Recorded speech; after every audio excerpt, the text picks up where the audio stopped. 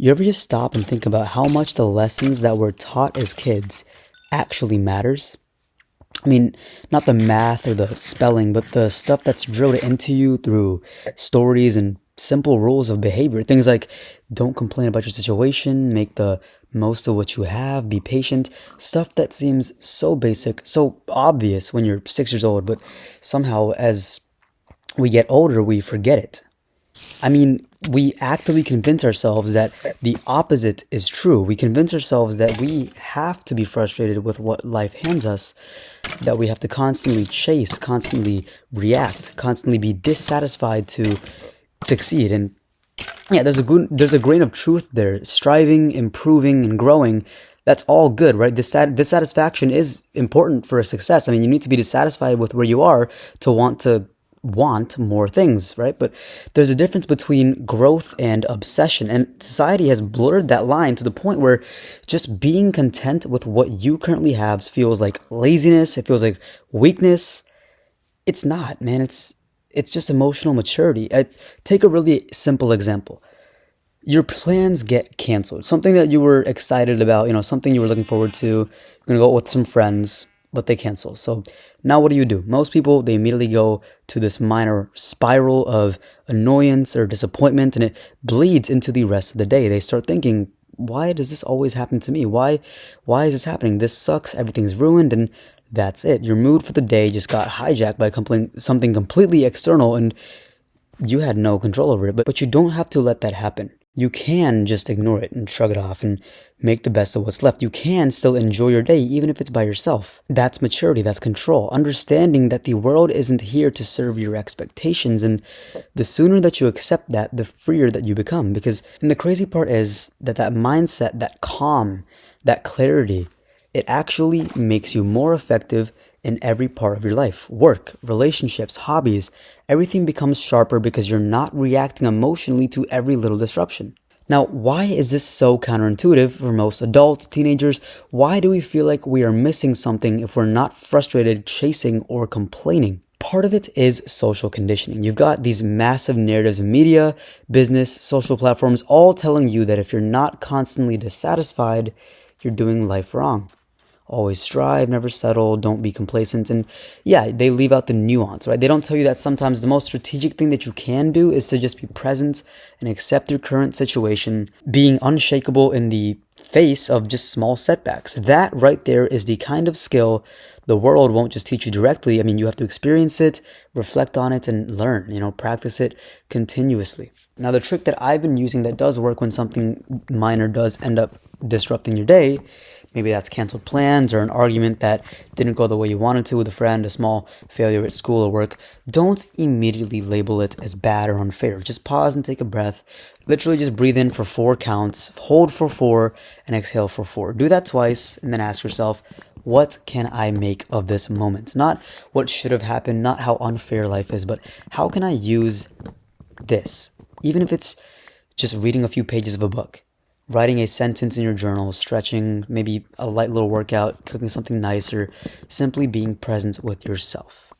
That small decision, repeated over days, weeks, and then months, it will rewire the brain, and it rewires the way your brain processes setbacks. It teaches you that you don't have to react, you don't have to let external circumstances dictate your emotional state. That's the foundation of emotional independence. That's the skill that separates people who are chronically frustrated from people who live steady and fulfilling lives. And the best part, you do not need anyone's approval. You don't need permission. You don't need anyone else to validate this. It's yours the moment you start practicing. Now, let's talk masculinity for a second. Not in a toxic sense as what social media and feminism will have you thinking today, but in the sense that actually matters. Emotional control, stability, and resilience. There is this huge misconception that being strong or masculine is about showing force and dominance and aggression, but the truth is it's way more subtle than that. It's about being completely unchanging in the face of turmoil, chaos, right? Calm in the face of disappointment, measured when everyone else is overreacting. Right? You could cancel plans tomorrow, and instead of letting that ruin your day, you simply adjust and move on. Okay, that's emotional self-reliance. And interestingly, this state of mind makes everything else in life easier for you. I mean, because people respond to it. Because opportunities often favor those who aren't emotionally hijacked by every minor disruption, and because your own mind is no longer a battlefield of petty frustrations. And another thing that is very powerful about this, now that I realize it, is how it interacts with growth in general. People think that if you're content, you're stagnant. Wrong. I don't think that's right at all. Being content doesn't mean you stop improving. It means you stop letting small setbacks derail your improvement. It's a very small mindset shift, but it makes a lot of sense when you really think about it, and it can honestly have a huge benefit for you if you actually implement that. Think of it as a foundation. Before you build the massive building, the skyscraper of your success of your life, success, relationships, skill mastery, all this, you need solid ground. You need a foundation. That ground is your emotional resilience, your contentment, your ability to exist in the world without being controlled by every minor disappointment. Once you've got that, ambition becomes far more effective. You don't chase everything impulsively. You'll make strategic and deliberate moves because you're not coming from a reactive place. You're coming from a calm and centered one. And where most people completely fail is that they chase emotional highs instead of stability. They think that they need excitement and drama and constant validation or movement to feel alive, but that is a complete trap. It's creating a feedback loop of frustration because life is inherently unpredictable. Okay, if you tie your happiness to events beyond your own control, you are guaranteed disappointment. I'll say that again. If you tie your happiness to events that you cannot control, you are guaranteed disappointment because the alternative is practice. It's deliberate and conscious practice in building a calm inner state that isn't being fucked up by minor disruptions. And I'm not talking about ignoring problems or being passive. I'm talking about, choosing how much power you want to give, how much thought you want to give to external factors. Think about it like this. Every moment you respond with steadiness instead of frustration is a sort of mental rep, like in the gym. It's a neurological exercise that builds a pathway in your own brain. And over time, that pathway becomes default. All right? Your reactions will become automatic and controlled. You don't have to think about it.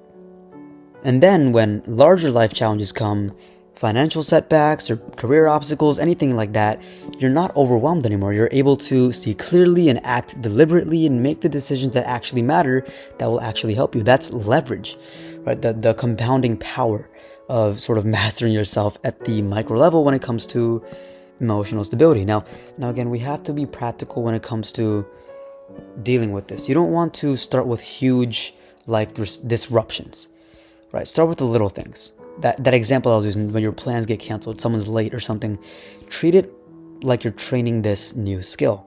Ask yourself, can I remain calm? Can I stay content even in a moment like this? Can I act like this disruption doesn't define my day? And the answers to all of those questions should be yes. And if it is yes, then cool, you win.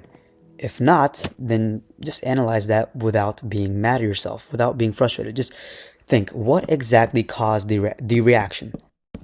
Then the next time, try to react differently. And this will be iterative. It'll build on itself. It's experiential learning. This is what the world, your experiences in life will really teach you if you're paying attention, that is. And every day you do this, you're building resilience, contentment, and emotional independence. The kind of foundation that most adults literally never get to. And the final layer to all of this, before I leave, is presence. Being present isn't just about meditation or mindfulness in that abstract sense. It's embodied, it's feeling your environment, your senses, your own physiological state, and not letting imagined scenarios or small disappointments hijack your attention. That's the skill the adults who failed to learn as kids lost. They forgot how to live in the moment. They forgot the simple lessons, right? Don't complain. Make the best of what you have, control what you can, accept what you can't. Relearning that, practicing that, acting on that is the contentment that fuels actual joy and productivity. Everything else builds on it. So next time something small ever does go wrong, something that you have no real control over, I want you to remember this. The easiest, most powerful, and most masculine action you can take is not to complain or panic or fix it. It's just to adjust, to be content and make the rest of the day yours. That simple practice compounds over time more than almost any advice about chasing, striving, or forcing life to obey your expectations. Emotional steadiness is the meta skill, right? The leverage, the thing that makes all other life skills work better. Start there, build that, because everything else grows from it.